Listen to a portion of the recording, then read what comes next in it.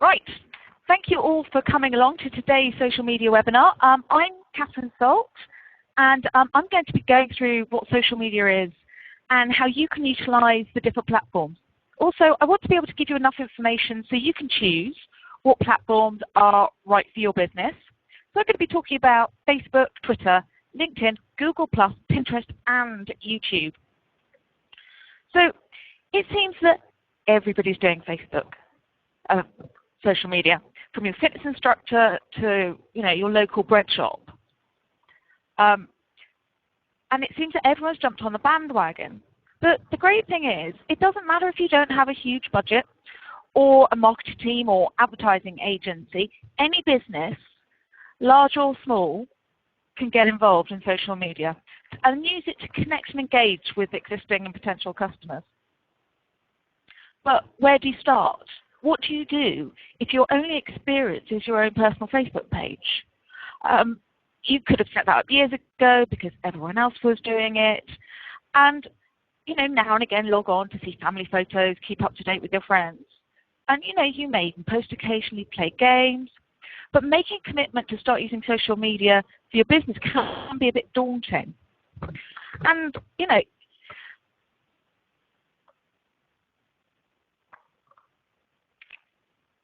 it seems that everybody's already there as well, but it's not too late to start. One thing I would say about a lot of businesses that are on there, and not a lot of them are doing it really well. As the social media guru Jay Baer says, the idea of doing Facebook isn't to be good at Facebook, it's to use Facebook to be good at your business.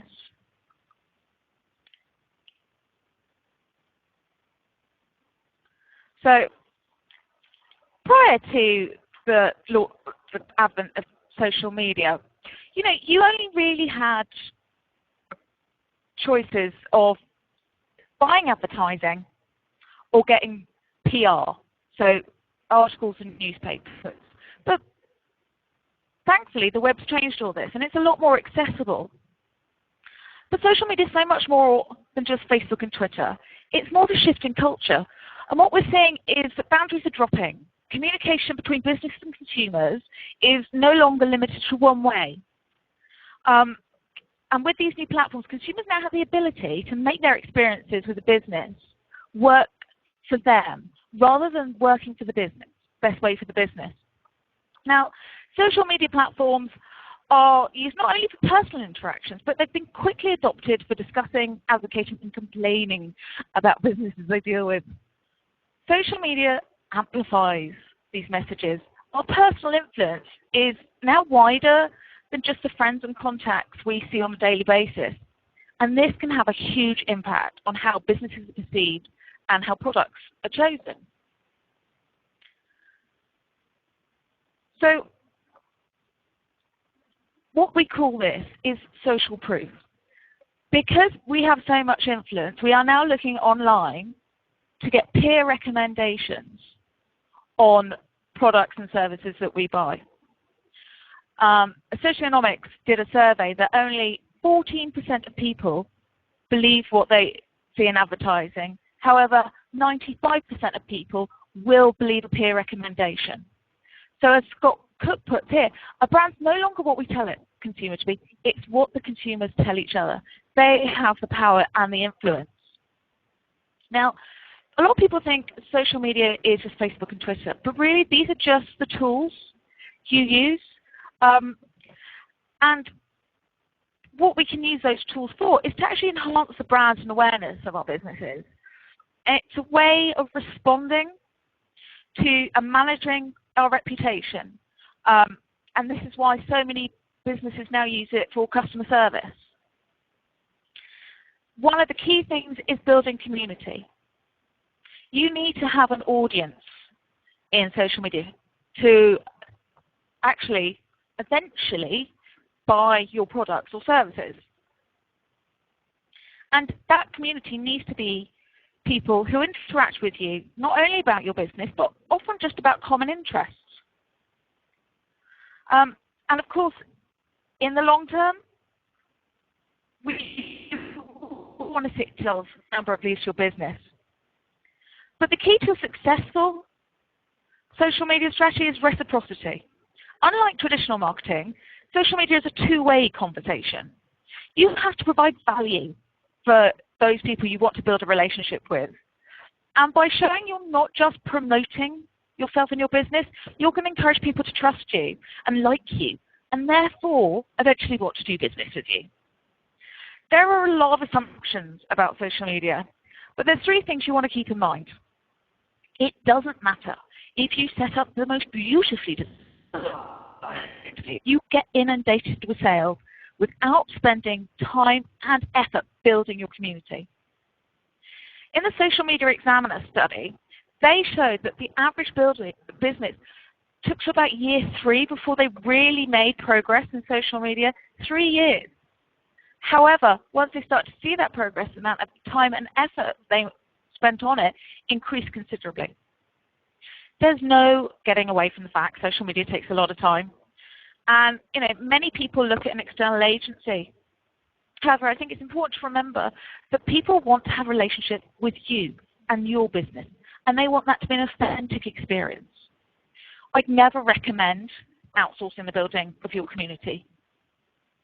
And finally, a lot of people assume because the platforms are free to set up, social media is free. Tragically not. The saying time is money is so true, especially when it comes to social media. Not only that, if you want to run competitions, advertise, and allocate any budget sort of to design, all going to have to be taken into account. But before you get cracking, setting up your business pages, it's really important to identify what you want to achieve. You can so easily go out with your initial enthusiasm and scattergun, posting, but that's going to be really difficult to sustain unless you know where you're going and what you're trying to achieve. Also, by identifying what you want to achieve, it's going to help you choose the platforms that you're going to use. A common mistake with social media newbies is they try and do too much at once.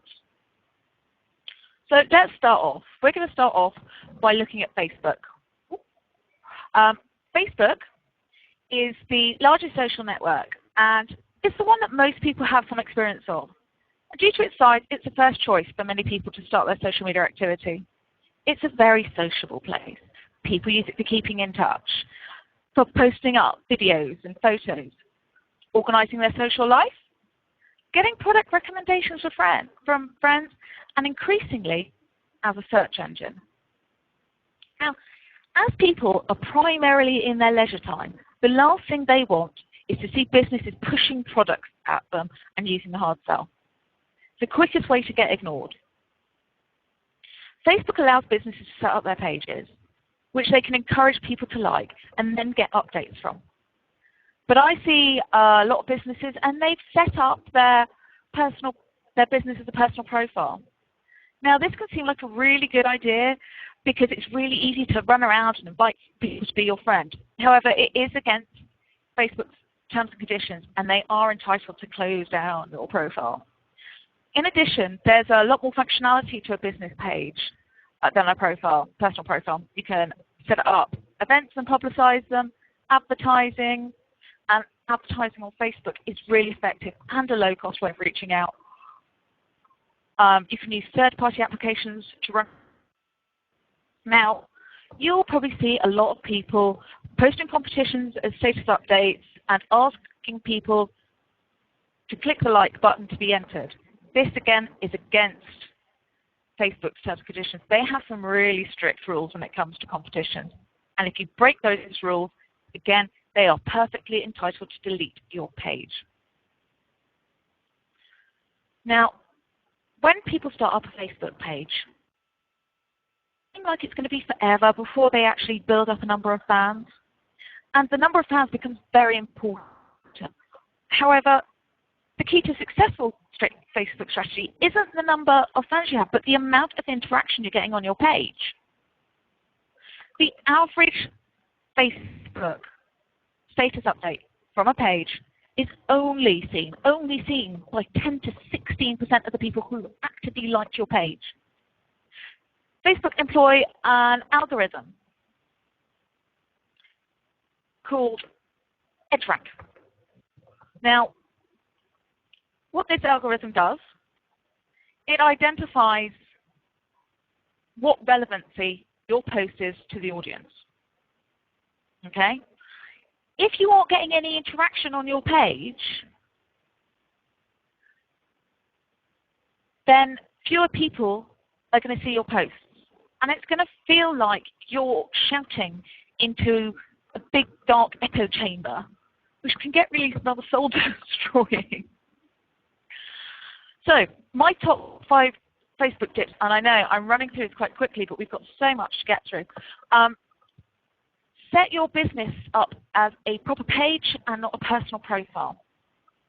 When you are getting to the stage where you're getting comments and likes on your page, always respond to them. Any interaction should be fostered and encouraged. Also post regularly. And post stuff that's going to interest your target audience, not just sales stuff and not just stuff about you. Then people ask me how often they should post. It really depends on the size of your audience and the type of interaction you're getting. And you've got to actually just experiment with seeing how many times you can post and you're still getting that interaction and you're not bombarding people. For my pages, tend to post once or twice a day. When you are doing status updates, use calls to action, ask questions about opinions, anything you can do to encourage that engagement.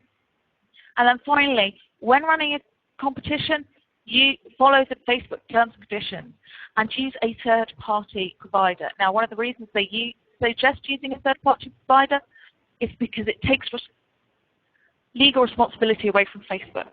There's a great one that I use called Wildfire Apps. Makes it really, really easy. So Twitter, moving on. Twitter is what they call a microblog. You've only got 140 characters. So it's like a status update on Facebook. However, it's really fast-paced. And unlike Facebook, you don't need to know the people that you're connecting with. So when it began, it had a reputation for people posting about what they've had for breakfast and really mundane details. However, it's now grown. It's got over 200 million active users. And it's often the first place you can hear about breaking news. It's a place where you can connect with people who have similar interests. And, on Twitter, you show your value by putting interesting stuff up, being interested in other people, and sharing good content. So this is an example of a Twitter profile screen. And you can see in the main bit, those are the tweets from people I follow. And you can see they helpfully suggest people I might be interested in following. And under that, you see these consumer trends. Now, by using a hashtag, you're highlighting a topic that can be either an existing trend or is a key term you want to be searchable for. So what are the basics? Right. Your Twitter handle is your Twitter name. Now, this is your username that starts with a little @ tag. Okay? Your tweet can only be 140 characters. Now, if you're sharing, you're going to want to make sure you use what we call a linked shortener to make the most use of that space. Also, if you want to get retweeted, which is having your tweets forwarded, try and stick to about 120 characters to give people a bit of space. You can reply to people's tweets, and you can see what a reply is because you will see an @ tag with a name at the front of the tweet. A mention means an @ tag and the name is in the middle of the tweet. And a retweet, you'll see RT at the beginning of the tweet. You can also direct message people on Twitter. However, you have to have them follow you back first. TwitterKit. Twitter is very much like a cocktail party. So it's about having two-way conversations. Now, I don't know about you, but I've been to many a cocktail party, and there's always someone you want to avoid. There's that person, and all they do is talk about themselves. They thrust their business card at you, and frankly, if you get stuck in a corner with them, it ruins your night. Don't be that person on Twitter. Also, don't tweet bomb. Now, this is when you've been a bit busy and think you've got to catch up, so you put in about 5 updates in a row and completely bombard somebody's stream. Also, I'm sure you've been all very well brought up and say your pleases and thank yous. Make sure you do it on Twitter as well. Thank people for retweeting and mentioning you because they've gone to an effort there. Also, when people start to follow you, introduce yourself, start a conversation. You can actually schedule tweets as well. There are applications, Hootsuite, TweetDeck, where you can put some content in ready to go out, but don't over-rely on them. And also be yourself. It's the easiest way to make friends on Twitter. And people don't like it if they think they're being sold to or you're being inauthentic. So, top 5 Twitter tips. Only use 120 characters to make it easier for people to retweet you. Use a link shortener. Bitly.com is the one I use, and I use it for everything. Found it very useful. You can also track if people have been opening your links as well. Tweet often. There's so many tweets out there. If you don't tweet regularly, it's really easy to get lost. Also, don't be that cool. For every one message about yourself, try and do 10 about someone else. Retweets, replies, shout-outs, content that you think your followers are going to find useful. And finally, remember your manners. Give thanks, retweet, and respond to everybody who takes the effort to get in touch with you. LinkedIn is our next one. Have you ever Googled yourself? If you have, you may notice that your LinkedIn profile is in the top few results. So what sort of impression is your LinkedIn profile giving? Many people regard LinkedIn as a bit like an online CV. They just fill out a profile and then leave it to gather dust. However, I'm seeing more and more people actively using LinkedIn. It's a platform that attracts professionals and many people who don't feel comfortable in the more social sites like Facebook. It's no longer a case that we have a job for life. And what we can use LinkedIn for is keeping in touch with business contacts. These are the sort of people that they wouldn't necessarily be the sort of people you catch up over a few drinks with, but, colleagues that you got on quite well with. Also, using it to build a reputation for yourself. We all want to do business with people who know what they're talking about. Now, you can use it because you have this introduction of recommendations. People can recommend and endorse your skills. And anyone who visits your profile can then get a snapshot of what your capabilities are.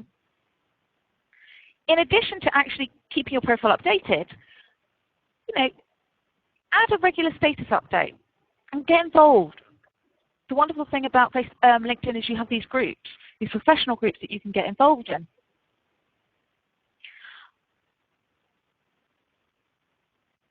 Now, it's not just about your personal profile. Company pages have been launched in LinkedIn, which allows you to showcase your business's products and services, your employees, and again, you can do regular updates on this to people who follow that company. I would say it's not ideal for a small business because it takes quite a lot of maintenance and it can be difficult to get people to follow you. If you have a small business, it's often better to utilize your personal profile. And remember, you're not limited to just connecting with people you already know. You can use it to build up a network of new contacts. LinkedIn's filled up with people who have the potential to be customers or collaborators. And by building up this network, it's going to help you generate sales leads and find new clients.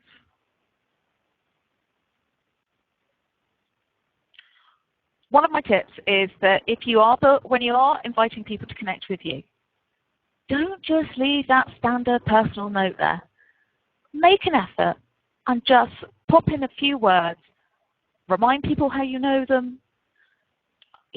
suggest the reason you're connecting with them, and really try and use that to start a conversation. Because this is all just another way of networking. It's just online opposed to seeing somebody at an event. I mean, from my personal experiences, I found LinkedIn really effective at getting new clients. People get a feel for you, what you do, and it's also a way of staying top of mind with potential customers by regularly updating your profile. So my top tips for LinkedIn are: first, complete your profile. That means a good photo. I don't care how shy you are, let's see a big, lovely picture of your smiling face. It helps people recognize you. Make sure that your headline is completed and all the different areas. What they will do on your profile is they will show you how complete your profile is. And to have a complete profile, you do need to make sure you get at least 3 recommendations. Update your status regularly. Daily, more than once a day, whatever you can, to make sure that, you again, as I said before, staying top of mind. Personalize your invitations. Also, utilize the tools that are there. The groups are really useful for meeting people in your industry, keeping up to date with the latest happenings and goings on. And then finally, build your network. Try not to keep it static. There are millions of people on LinkedIn. And a lot of them, if you do it well, will not mind connecting with someone they've not met if there's a reason to it. If they think you're just going to sell to them, they're probably going to reject your invitation. Google+. Now, Google started a social network about 2 years ago. And it's now the 2nd largest social network. And I can expect some people who are going, what on earth is Google+? Well, it's very similar to, it's sort of a cross between Facebook and Twitter. Instead of having friends, connect with people by putting them in a circle, as you can see below. Now, you don't have to know someone to circle them. And it's a great way of connecting with people who have similar interests. Now, like Facebook, you can also have a business page.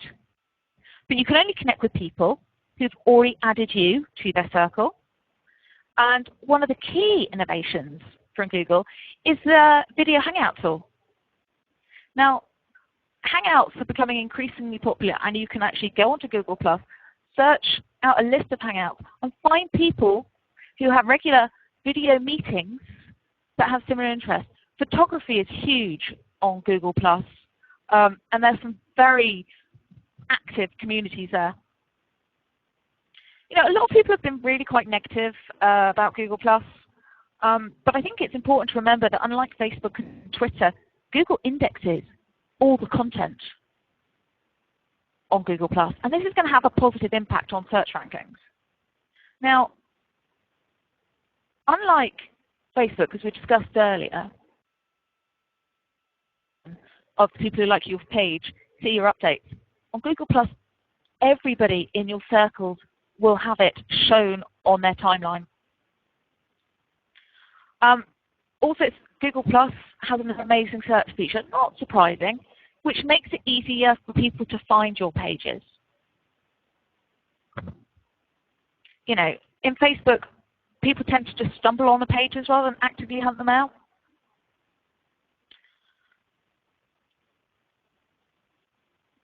So I would really recommend giving Google+ a bit of a go. But when you do, like all the other platforms, make sure you update it regularly. Define your circles. You can call your circles whatever you in the circles. Do not know what you've called them. Look at connecting with people based on mutual interests. Always, again, share quality content. If you just share rubbish, you are not going to be able to build up your network there. And again, actively go out and find people to grow your network on here. I think we're going to see in the next year or so this have a substantial impact on search.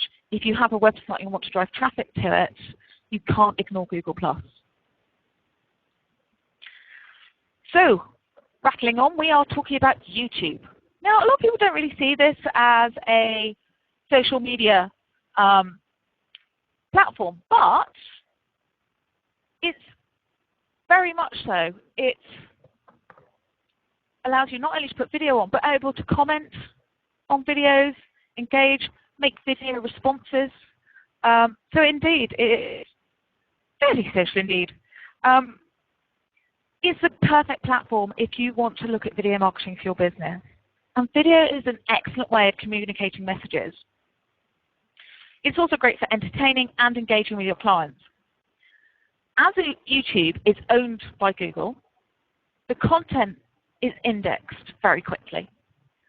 Businesses can set up their own channel on YouTube, which they can get people to subscribe to. Again, that's another set of people you can start building a relationship with. Now, video is really shareable content. It's easy to digest, which is why it's so popular. And this means you can use YouTube to drive traffic to your website, especially if you utilize transcripts and optimize the description boxes that are available.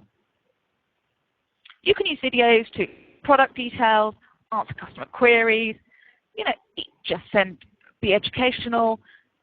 And it's a lovely way of helping you build relationships. So, because we're running short of time, I'm going to rattle through these. Top 5 YouTube tips. Keep it short. The most successful videos are between 1 and 2 minutes long. No longer, I know it's shocking. Also make sure the audio is very clear. People will put up with a bit of a rubbishy picture, but if they can't hear it, you are going to lose them. Again, think of things that are going to be relevant and interesting to your target audience. Optimize your video channel. Make sure you have your links to your website. Ensure that your descriptions are fully completed. Use transcripts so your content is searchable by Google. Also mix up the style of content. You can have talking heads, interviews, how-tos, purely pictorial, photographs set to a music track. There's all sorts of things you can do. So our final platform that we're going to talk about is Pinterest. Now Pinterest, I have to say I think it's one of my favorite because I do love the pretty pictures. What it is an online scrapbooking platform. And this has absolutely exploded in the last year. It's set up so you can pin images and links to virtual pin boards. In the US, it's been widely adopted by people who are interested in DIY, crafts, cookery. But in the UK, it's a much broader appeal. One of the cheeky little benefits of Pinterest is, again, all the content's indexed by Google. And every pin has the option to put a URL on it. Now that URL back to your website is going to improve your search rankings further. Now when you set up your board, it's important to have a variety of interests. You want to engage with people because you pin interesting things, not just stuff about your business. When you do set up a pin, it's important to have your description. They say between about 20 and 200 characters. And you'll see here, this little hashtag comes up again. This hashtag, put next to keywords to make your content easier to find in search. Always add a link as well. And then people, you can track how many people repin and share your content. So my top 5 Pinterest tips. Don't rely on just repinning other people's content. Make sure you add fresh content yourself, especially content from your own website, because again, you're going to get all that Google love from it. Also pin a nice variety. If you have a personal interest in cookery and you have a web business and you have small children, you can have separate boards for this, and you'll probably reach a wider audience because of that. Make the most of your description. Again, searchable by Google, use those magic keywords. Always, always, when you have a pin from your website, include your URL. And then finally, get involved. You can comment on people's pins, as well as sharing and liking them, or repinning and liking them. And that's a way of building up these conversations. And not a lot of people are doing that in Pinterest at the moment, so it's a really easy way of making, getting seen through the noise. Now, that has been a super speedy look at social media and their main platforms. My name is Catherine Stott. If you want to connect with me, you can find me at marketingmy.co.uk. You can find me on twitter.com at marketmy. That's my